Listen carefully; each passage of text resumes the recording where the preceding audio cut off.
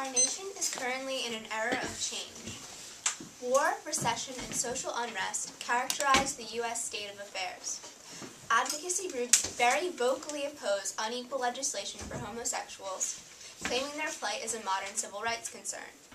The repeal of the U.S. military's Don't Ask, Don't Tell policy is widely considered a gay rights issue.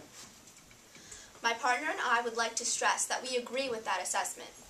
The rights of homosexuals are civil rights issues, and the repeal of Don't Ask, Don't Tell is in fact included in this category.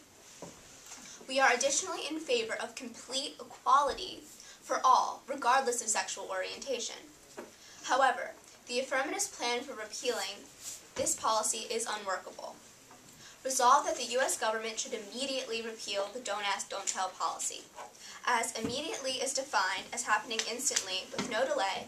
An immediate repeal of a 17-year-old military policy is unreasonable. Logistically, such a drastic change requires time and money. Our military is simply not in a position to effectively enact a repeal of Don't Ask, Don't Tell at this time. Due to overextended resources, an immediate dissolution of major military policy is virtually impossible. Don't Ask, Don't Tell should not be immediately repealed due to the already inherent solution to the problem. This is the undesirability of immediacy and the impracticality of dissolving a long-standing military policy in a time of war. The overall goal of the affirmative team is to allow openly gay men and women to serve in the armed forces. However, their goal will be achieved regardless of their plan to immediately revoke the policy. David Welna of NPR reports, ever since his time on the campaign trail, President Obama has vowed Don't Ask, Don't Tell would end on his watch. Both Defense Secretary Robert Gates and the President feel the policy should be repealed. They simply believe the change should occur gradually. Although the American public may dislike Don't Ask, Don't Tell, fervent opponents of the policy need to recognize that those in charge of protecting the American people have a much better idea of how the military should operate than they do. When and how Don't Ask, Don't Tell is repealed should be left to the discretion of military leaders, and it will be repealed under the current administration. Another indication of the inherent solution to this issue within the status quo is that a Department of Defense working group has been established to prepare the military for the elimination of Don't Ask, Don't Tell. This group examines all features of the current policy and will produce its findings and recommendations in a plan by the end of the year.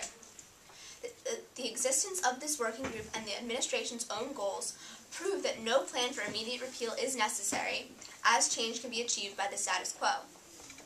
While repeal of the Don't Ask, Don't Tell policy may be desirable, immediate repeal could be counterintuitive. As I previously stated, the gay rights movement is comparable to the African American civil rights movement. In the Reconstruction era after the American Civil War, many unprecedented freedoms and rights were granted to African Americans in a short time span. Because the freedoms were so new and so vehemently opposed, many states ignored or skewed Reconstruction laws. If these major, though undesirably necessary changes had occurred more gradually, the acceptance of them may have increased, and African Americans may not have been fighting for their civil rights well into the 1960s. Similarly, Don't Ask, Don't Tell requires gradual change if the change is to be worthwhile. President Obama and military leaders are in the midst of orchestrating such a change. The President reached an agreement with Defense Secretary Robert Gates and Chairman of the Joint Chiefs of Staff Mike Mullen regarding how to transition the military to allow open homosexuals to serve. This agreed-upon process requires a military review of how to make the transition successful, which would require time.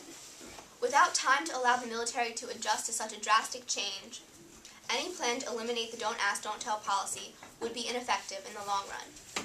Due to the provision in the resolution requiring immediate repeal of the policy, the affirmative's plan is undesirable. It is imperative that we all understand the type of institution we are debating to reform. Out of necessity, the military acts as a specialized society with its own regulations which exist outside of civilian society. Combat success requires military cohesion, which is why time is needed to alter existing military policy. Findings which led up to the implementation of Don't Ask, Don't Tell in 1993 correctly characterized military living conditions as necessitating very limited amounts of privacy. Additionally, as a nation at war in two countries and a military budget already totaling $530.7 billion, our military's resources are extremely overextended. Due to the rearrangement of military barracks and training that the repeal of Don't Ask, Don't Tell could likely require, monetarily speaking, repeal at this time is impractical. The Undersecretary of Defense for Personnel and Readiness, Clifford L. Stanley, believes forcing immediate repeal of this long-established policy would cause problems for the military, especially considering that we are a nation at war. As necessary as change of the Don't Ask, Don't Tell policy may be, we need to listen to our military leaders and understand that inherent gradual repeal is more desirable than immediate repeal. Our military does not need any of the additional strain that immediate repeal would cause. Vote for practicality over emotional appeal. Vote negative. Thank you.